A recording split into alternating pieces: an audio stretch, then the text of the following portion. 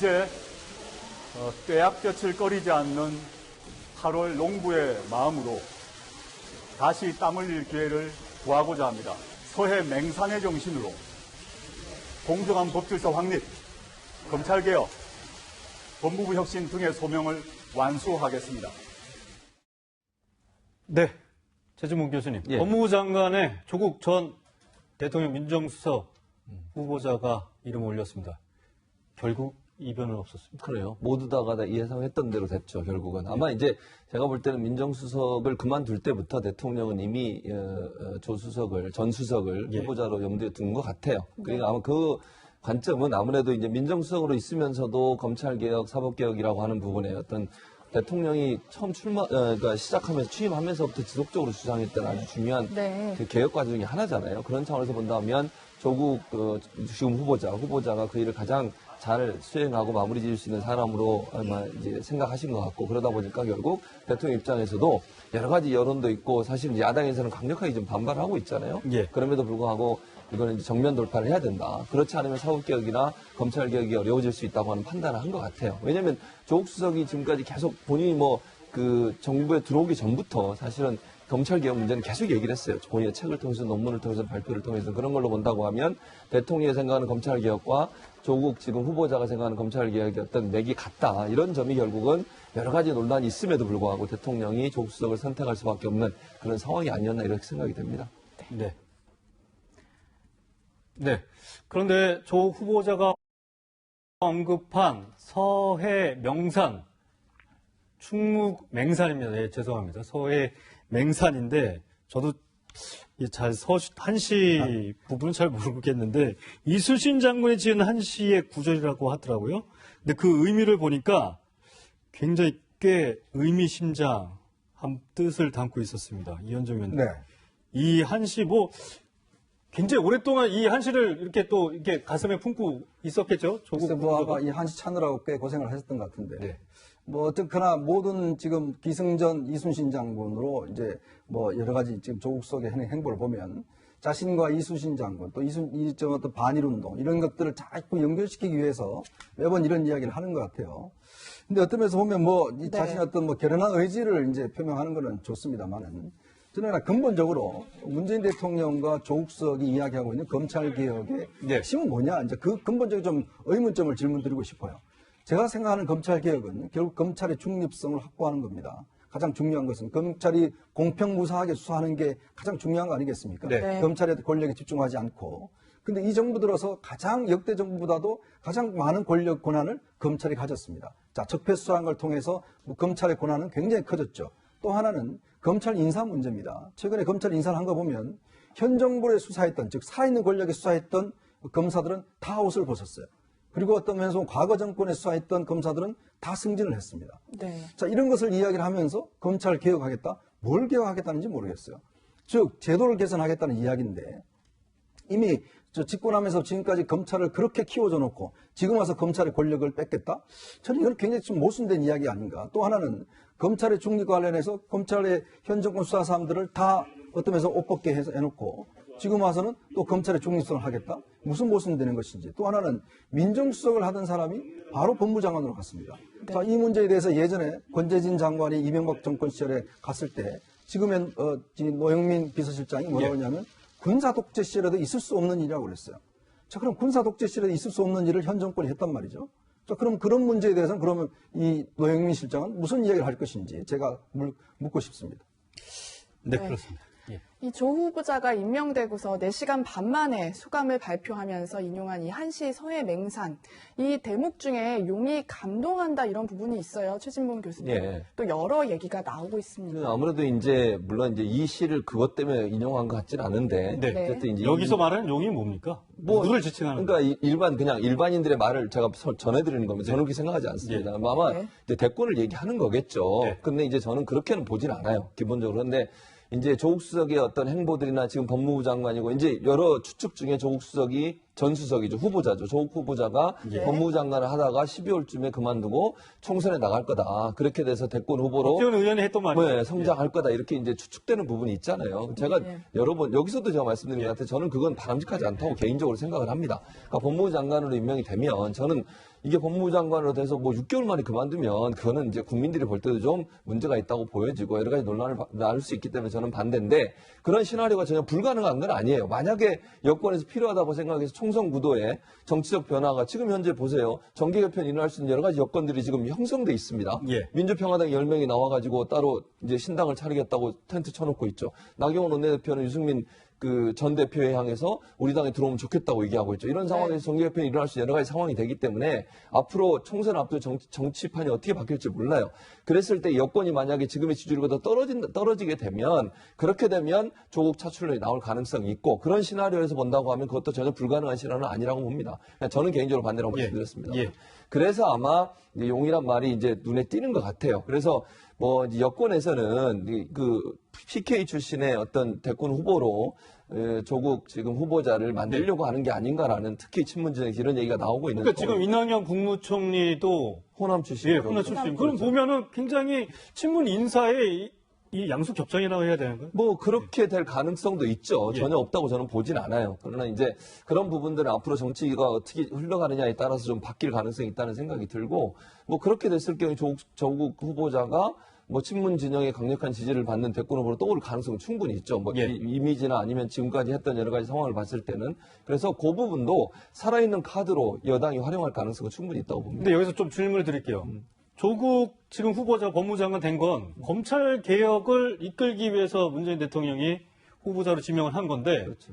검찰 개혁이 6개월 안에 못하고 내년 총선이 다가오면 이게 어떻게 해야 되는 거죠? 그러니까 그래서 제가 반대한다는 거예요. 제가 아까도 말씀드렸습니다만 그래서 저는 조국 후보자는 법무부 장관이 되시면 임명되시면 저는 총선에 출마 안 했으면 좋겠어요. 그게 제 개인적인 생각입니다.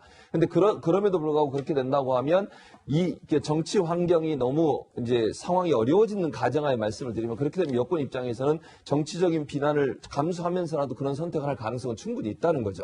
그러니까 저는 그 선택은 별로 좋은 선택은 아니라고 생각해요. 왜냐하면 장기적 관점에서 보면 그것이 과연 조국 이제 후보자에게 도움이 될 거냐 또는 여당의 전체에 도움이 될 거냐로 봤을 때는 그렇게 큰 도움이 될 거라고 저는 보진 않거든요. 네. 그래서 저는 개인적으로 반대지만 여당에서는 그런 상황이 오면 그런 정치적 어떤 논란이 있음에도 불구하고 그런 카드를 선택할 가능성은 충분히 있는 거예요. 왜 선택을 합니까? 그런 왜냐하면 그러니까 총선에서 이기고 대선까지 이긴다고 하는 과정 하에서 그런 행동을 하는 거죠. 조국 후보자가 이제 그런 시나리오 안에서 진행을 해 가는 것이죠. 그건 뭐 결과에 두고 봐야 되니까 모르는 거지만 조국 이제 지금 후보자가 만약에 대권 후보로 올라서서 총선이나 대선에서 유리한 어떤 정치 환경이 전개된다는 가정이 되면 또 그런 전망이 일어선다고 하면 여권에서 그 카드를 선택할 수도 있겠죠.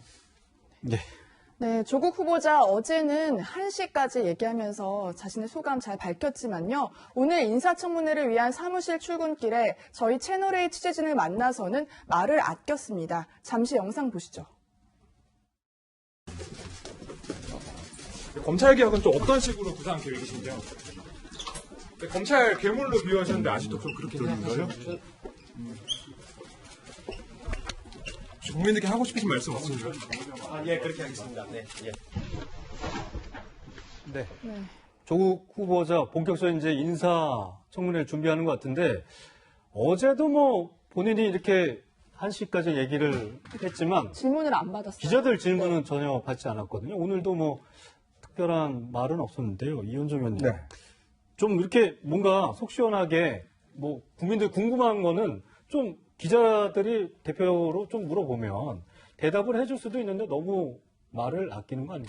뭐 아끼는 것보다는 하고 싶은 말만 하겠다는 거죠. 뭐 나한테 질문하느냐 뭐 이런 식인 것 같은데 어제도 뭐 생중계해라라는 이야기까지 하면서 예. 본인이 또 이야기를 하면서 그 많이 모인 기자들한테 질문을 안 준다? 그럼 기자들이 왜 갑니까 거기에? 기자들이 그냥 자기 이야기를 중계해주기로 가는 걸로 생각하는 모양이죠. 얼마 전에 법무부 장관 박상기 브리핑 법무장관 그렇죠. 뭐 법무부 장관 하면 다 그런지 모르겠지만 박상기 법무장관도 기자들 한 명도 없는 데서 기자회견을 했다는 자기 거죠. 할 말 하고 할 말만 하겠다. 질문 안 받겠다. 기자회견이 아닌가? 저는 도대체 그런 태도를 어떻게 생각해야 되는지 모르겠어요. 아니 민주주의 사회에서 기본적으로 이 공직자는요 질문 받을 의무가 있습니다. 기자는 질문할 권한이 있고요. 왜냐? 그는 국민을 대표해서 궁금한 걸 질문할 거예요. 하는 거고. 네. 또 공직자들은 그것에 대해서 대표해서 답을 해야 되는 것이죠. 저는 그런 태도를 미쳐보면 조국석의 어떤 제가 행태를 비판하는 이유가 뭐냐면 SNS라는 게 어떤 면에서 임명할 때 어제 고민정 대변인이 국민과 소통을 잘했다고 이야기하는데 그러니까 소통이라는 게 뭡니까? 자기 할 말만 하는 거 아니겠습니까? 자, 그리고 이 할 말에 대해서 국민들이 궁금해하는 것에 대해서는 답변을 하지 않습니다. 즉 자기 할 말만 하겠다는 거거든요. 자, 그럼 이게 과연 소통인가라는 생각이 들어요. 우리가 과거 정권에서 정말 대통령이 소통을 못했다라고 그렇게 비판을 하고 그렇게 자신의 SNS를 통해서 비판하는 사람이 지금 와서는 제가 똑같은 행동을 하고 있다는 거.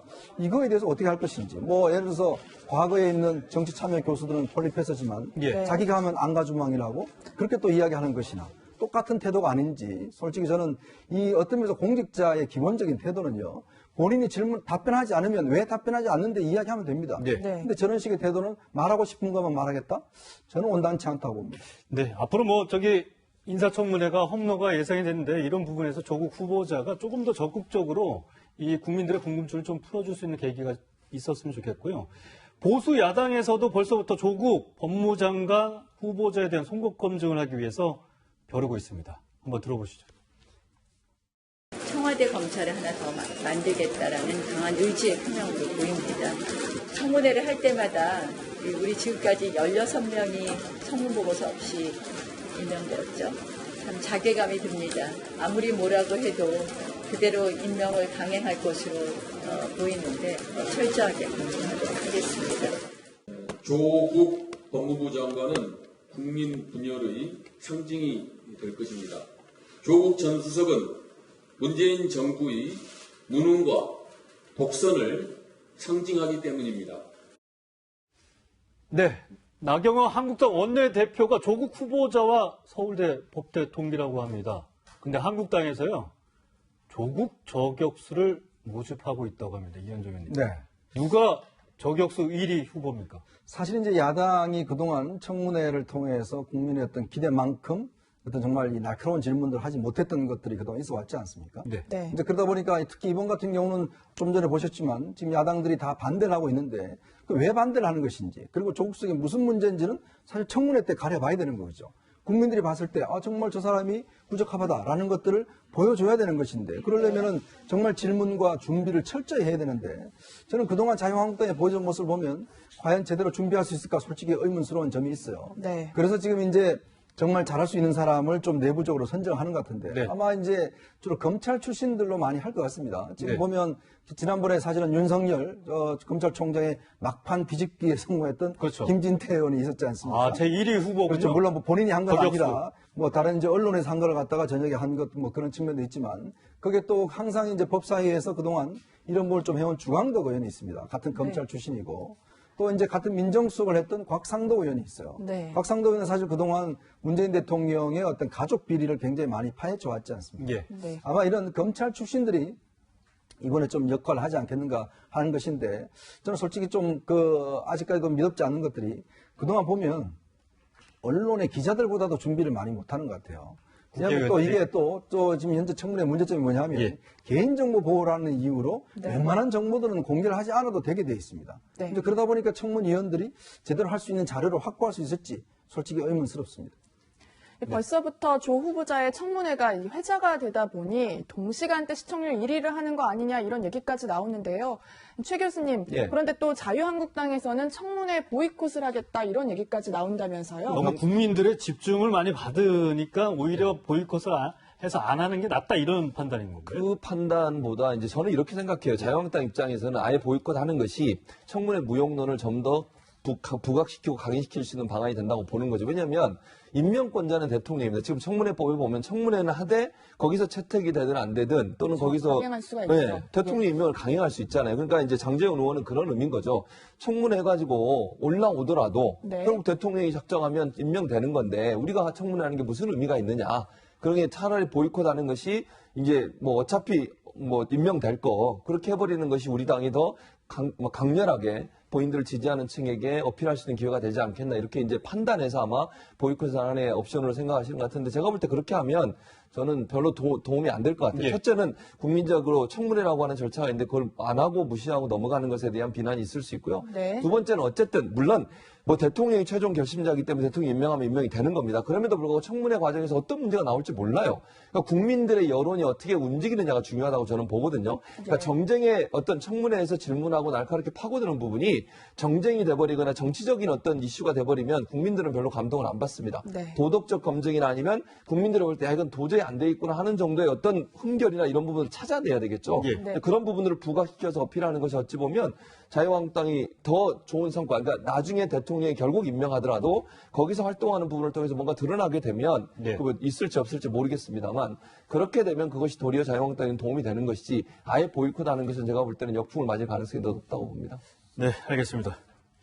이 얘기를 좀 해야 될 것 같습니다. 법무부 장관의 이제 조국 후보자가 지명이 되면서 또 한 사람이 주목받고 있는데 윤석열 검찰총장과의 관계는 어떨지 사실 실세라고 이렇게 지칭을 받는 두 사람인데 조국 후보자가 과거에 검찰개혁과 관련해서 이런 얘기를 했습니다. 법무부 장관이 검사한테 너 나가라고 하면 된다. 이런 얘기를 한 적이 있는데요. 이게 사실 윤 총장 입장에서 보면 계속 이제 검찰개혁을 가지고 검찰총장과 법무부 장관 그 부딪힐 수밖에 없는 거잖아요. 그렇죠. 의원님. 저는 뭐 한번 이 부딪히는 게 꼭 있을 거로 봅니다. 만약 임명이 된다고 네. 하면. 왜냐하면 지금 조국 수석이 검찰을 바라보는 시각은 굉장히 부정적이에요. 그러니까 검찰은 권한을 많이 남용하고 있고 어떤 지난번에 여러 가지 책이나 이런 걸 통해서 보면 아까도 이야기했지만 너 나가라라는 이야기를 마찬가지로 사실 이번에 조국 수석이 이제 이 법무장관 온다는 것과 함께 윤석열 총장이 임명되면서 한 60여 명이 넘는 지금 검사들이 다 옷을 벗었어요. 그렇죠. 그리고 지금 검찰 같은 경우는 주로 윤석열 검찰총장의 특수부 요원들 다 이제 어떤 배치가 돼 있어요. 그렇죠. 네. 그리고 이제 검찰이 중요한 게요. 항상 이 검찰의 자기 권한을 지키기 위해서는 똘똘 뭉칩니다. 자, 이제 그런 상황들을 이제 깨겠다는 게 문 대통령과 지금 이제 조국 후보자의 뜻이 아니겠습니까?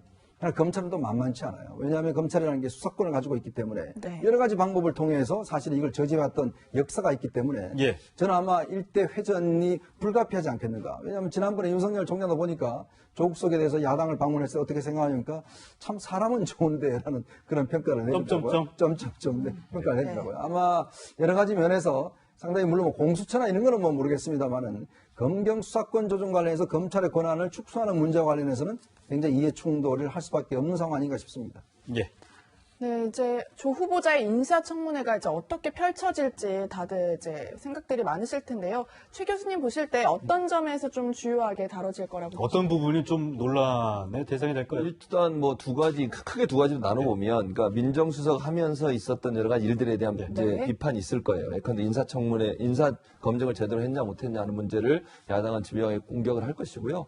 그 다음에 이제 특별감찰반 관련해서 조국 수석이 했던 여러 가지 행동에서 비판적으로 접근할 가능성이 있다. 그리고 이제 개인적인 문제는 논문 표절이나 아들 학교 그렇죠. 폭력 문제 네. 이런 문제는 이 문제는 본인이 이제 여당 의원들이 해명하는 글을 보내면서 네. 일정 부분 해명을 했습니다. 논문 표절 네. 학교에서 문제가 없다고 결정이 났고 아들은 폭력 피해 당사자 그러니까 피해자다. 가해자가 아니라 그렇게 얘기를 했고요. 이제 철저하게 미리미리 준비를 해왔어요. 그렇죠. 그렇게 해왔다고 볼 수 있을 것 같고, 이제 또 하나는 이제 위장전입 문제를 본인이 얘기한 적이 한 번 있었어요. 그 네. 내용이 뭐였냐면, 집안 어른들이 내 명의로 위장전입을 한 적도 있었다라는 얘기를 예전에 한 번 한 적이 있는데, 최근에 요즘은 위정 전입 가지고 그러니까요. 뭐 낙마할 이유가 뭐 그건 아닌데 이제 최근에 그것도 이게 정정을 했어요. 무슨 말이냐면 바꿨죠, 본인은 집안 어른들이 선산을 구입하면서 본인의 이름으로 주소를 옮긴 줄 알고 있었는데 확인해 봤더니 그런 적이 없었다. 그래서 결국 위장 전입은 아닌 것이다라고 공식적으로 해명을 했어요. 그래서 그 문제는 제가 서류상으로 문제가 없기 때문에 문제가 없을 걸로 보여지고요. 그래서 아마 크게 지금까지 나온 걸로 보면 도덕적인 문제에서 크게 흠결이 있는 걸로 보이질 않고요. 다만 이제 정치적인 문제, 이 문제가 논란이 될 텐데 얼마나 국민들에게 어필할 수 있을지 그건 자유한국당이나 아니면 여당들이 어떻게 준비하느냐에 달려있다고 보여집니다. 네.